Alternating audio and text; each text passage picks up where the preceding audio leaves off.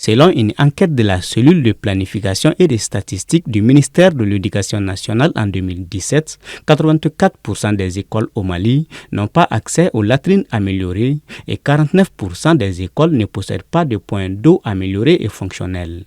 Face à cette situation, le département a élaboré en octobre 2022 un plan stratégique de la promotion de l'eau, l'hygiène et l'assainissement à l'école pour la période 2022-2025 appelé WASH.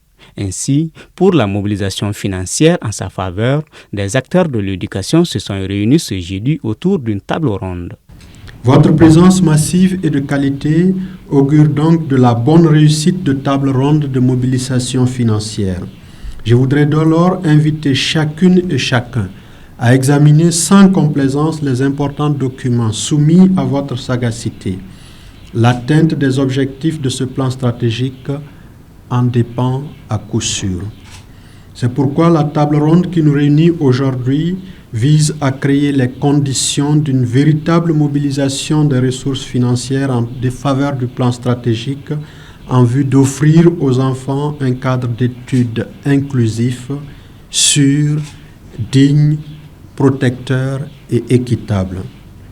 Je reste convaincu que les importants engagements qui seront pris au cours de cette table ronde permettront rapidement d'aller vers la mobilisation des ressources et le financement du plan stratégique qui vous est soumis.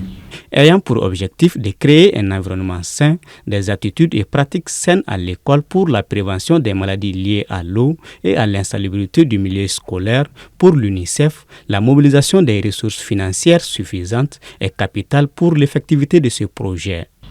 Ce plan vise à améliorer l'accès à l'eau potable, à l'hygiène et à l'assainissement dans 80% des écoles du Mali d'ici 2025, tout en prenant compte des bonnes pratiques d'hygiène en milieu scolaire, y compris la gestion hygiénique et menstruée dans 100% des écoles du Mali.